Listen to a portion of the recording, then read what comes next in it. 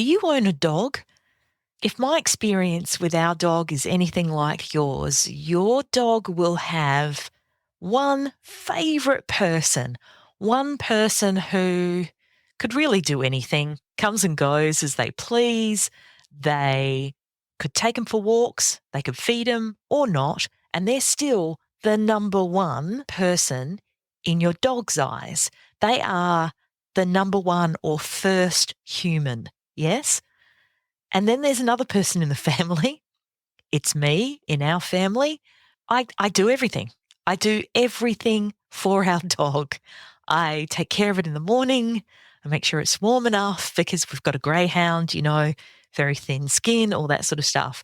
I feed him. I walk him. I brush him. I'm the one who takes him to the vet, everything. But it doesn't matter what I do. It doesn't matter how many times I cuddle him, scratch him, give him all the good stuff, the treats, everything. I've tried bribery. I'm not above that. But I'm always the second human. It might be the guy or groom if you're in a hetero relationship. But equally, I've seen many a partner who is not traditionally the organiser run a very tight ship on the smell of a colour-coded spreadsheet, and many a female or bride who are just passengers with the wedding planning. The idea of first humans and second humans, I think, can be really handy when it comes to thinking about who's carrying the larger emotional planning load of your wedding. So today I'm talking to the totally willing and absolutely eager partner who perhaps is missing the organisation and planning gene and is more than happy to leave it to their fiancé. So if you're the second human in your wedding, listen up and take notes if you need. This is not an attack. Think of this as a helpful and targeted guide just for you. Today, I'm going to go through some essential wedding tips for you, dear second human.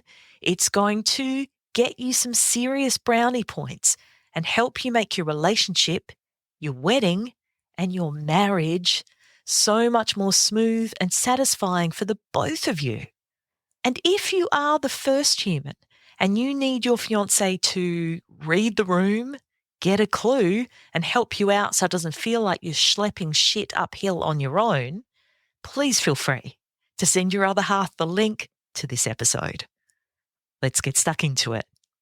Unbridely is a community of pro-wedding vendors who believe in freedom and integrity in weddings, giving you options, solutions, tips and tricks to create the experience and memories that you and your fiancé really want and deserve. Because we believe that weddings are a team sport. With how-tos, stories and interviews with recently married couples, we find out what went right and what they'd change if they could go back and do it all over again. I'm Camille, and welcome to the Unbridely podcast.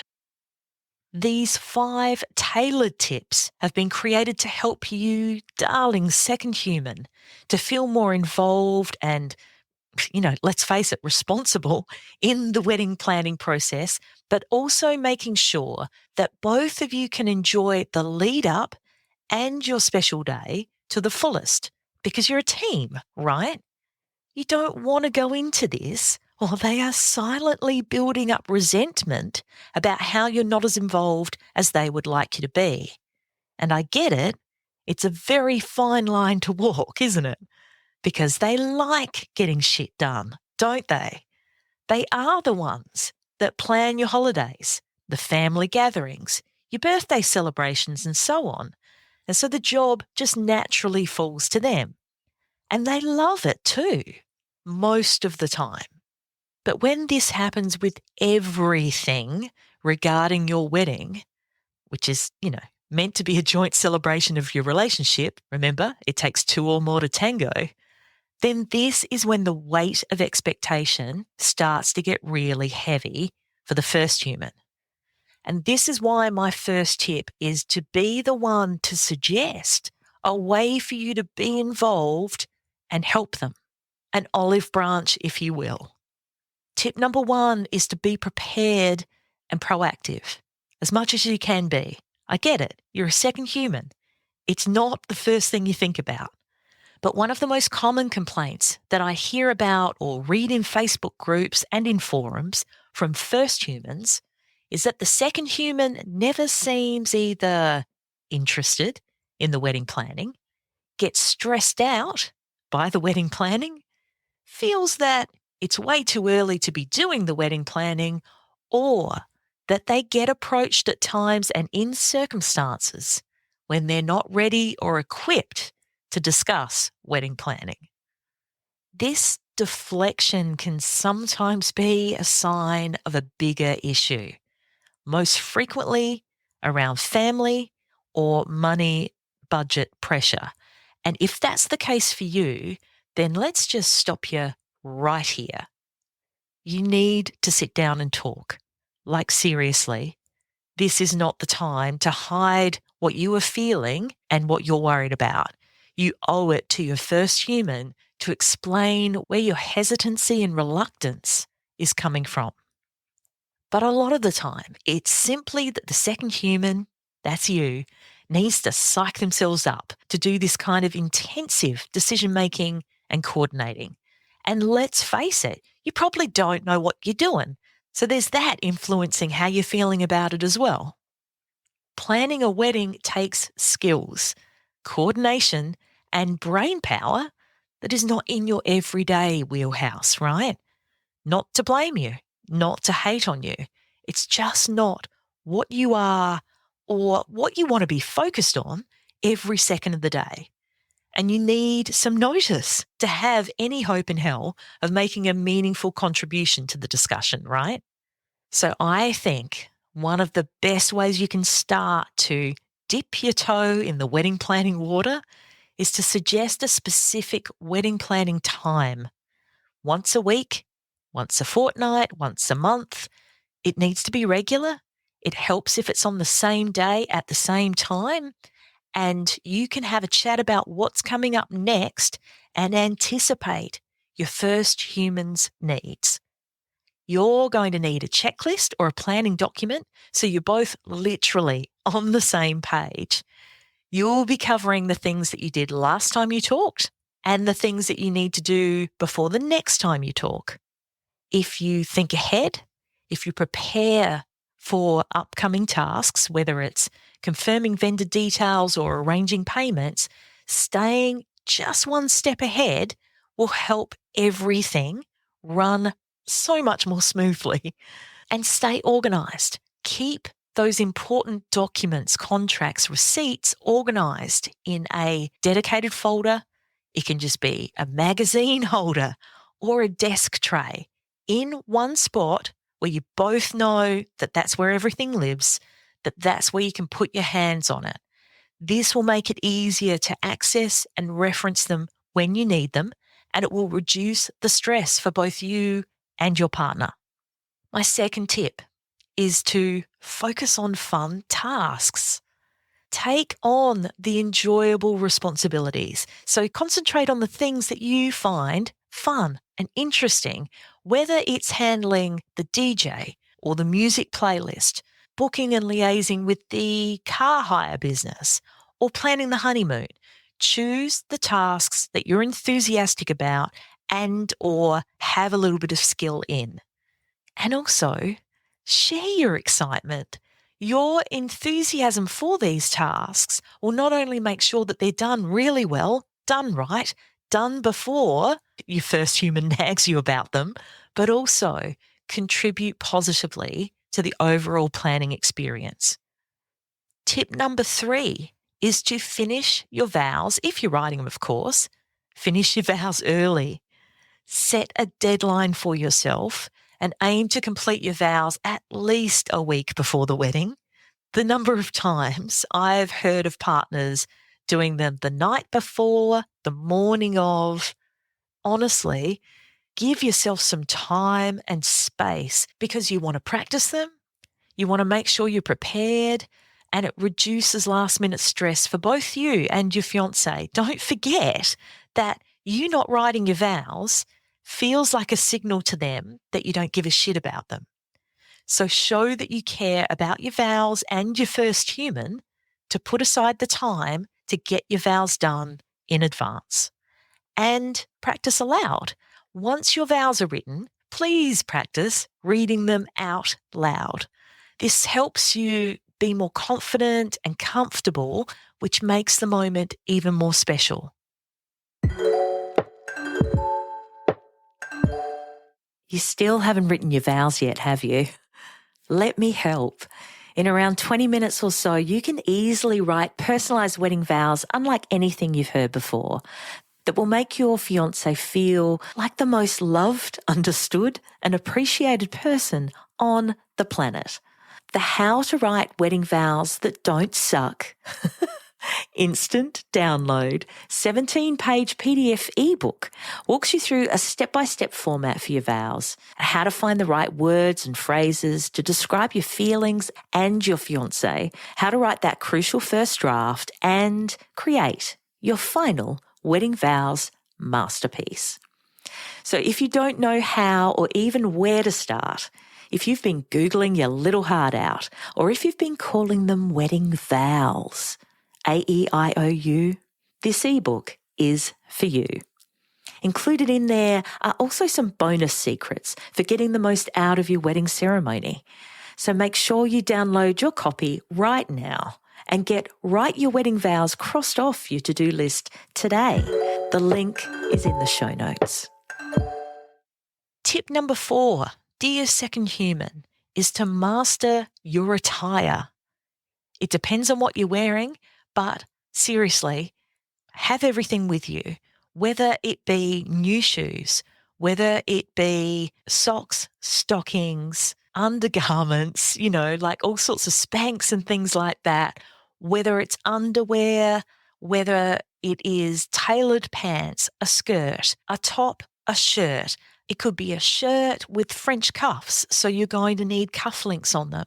If you're wearing a new suit jacket or blazer, you will have vents, either a center V vent or 2 vents on either side of your butt that are closed with some little threads, generally in the shape of an X.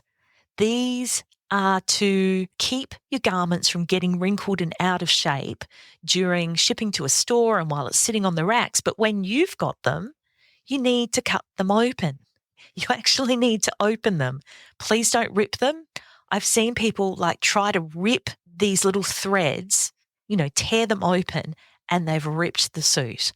So please get your little manicure scissors. Do it when the suit jacket is off you and just cut those little threads to open out your vents.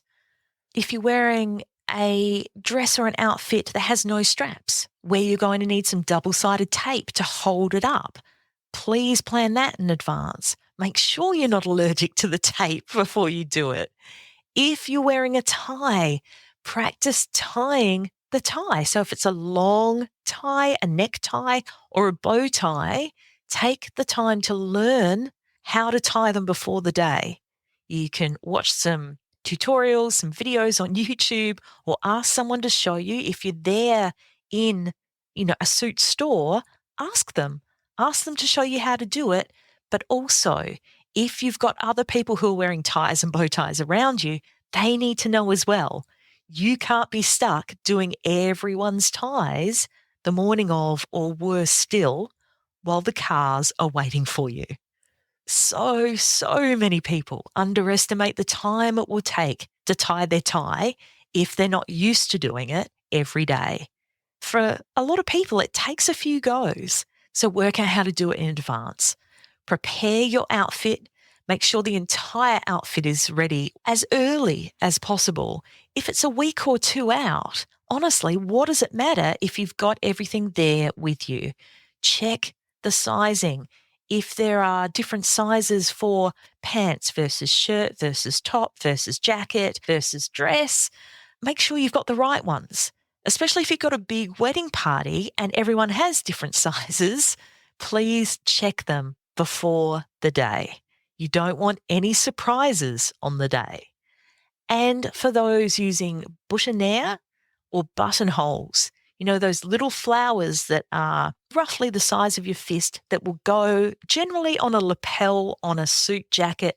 Sometimes I've seen them on dresses and on tops, but Sometimes they can be a bit heavy and they pull down on the fabric. But if you imagine a suit jacket and the lapel with the little buttonhole there on the person's left-hand side, and I know this sounds ridiculous, but you need to work out how to put them on, like how they stick there, how they're affixed well before you need to. If your florist is using pins as the method for securing the buttonhole or boutonniere to your jacket, let's say it's a jacket, it can take several minutes to do each one. And if you're not experienced, you could be there for ages, to be honest. I've seen people stabbing each other, especially, in a big group of groomsmen where no one knows what they're doing and they've got the pins and they've got their buttonholes and they're just basically stabbing each other in the chest. If you're not experienced, please work it out ahead of time. Again, YouTube, fabulous tutorials on there of how to attach your buttonholes with pins, but you might have the ones with magnets. You've still got to work out how to do them properly so they sit right. You and your first human can thank me later. And tip number 5, spend quality time together on your wedding day. Make a plan. Plan to stick together this day. You've heard it. It's going to go by incredibly fast. And it's important to experience as much of it as you can together. So make a conscious effort to spend as much time as possible with your partner during the day. And this will help you create shared memories and make sure you both enjoy those special moments. Coordinate your timeline, your schedule. Work out a timeline that allows for a few private moments. It could be a first look before your ceremony, could be a first touch, first prayer. It could be reading your vows to each other and not seeing each other at all, or a few minutes alone after the ceremony to connect, maybe share a drink. You could have a photo if you wanted, or you could tell your photographer to take a break. Make time, intentionally plan it in to enjoy the day together. And so just a quick recap, my 5 wedding tips just for you are, number 1, suggest. Be the one to actually suggest this. Suggest a specific wedding planning time to work through things together. Not just a one-off, something regular, something recurring. Take the weight off their mind, off their shoulders by showing that you're in it together. Number 2, put your hand up for and focus on the tasks you have experience of, an interest in, and can really enjoy. Number 3, finish your vows early and practice them aloud. Number 4, master your attire. Prepare to have your outfit well in advance and try it on. Learn how to tie a necktie or a bow tie if you need before the day and work out how to attach your buttonhole or boutonniere. And number 5, plan to spend quality time together on the wedding day. Your wedding coordinator or photographer often has excellent insight into where in the timeline you might be able to slip away from your fam and friends for just a few moments together. And if you can experience most of the day with each other, it really improves your experience and your memories as well. So tell me what you're doing, second human, to help your naturally gifted and organised fiancé. I'd love to know how you're contributing and making sure that they feel valued for their efforts in creating this wonderful, this magical celebration for the both of you. That about wraps it up for this episode of the Unbridely podcast. For the links and resources we mentioned, please head to the show notes. And if you love the show, please review and subscribe on the podcast platform you're on now so you don't miss out on a single episode. Thanks so much for listening. And remember, weddings are a team sport. Catch you soon.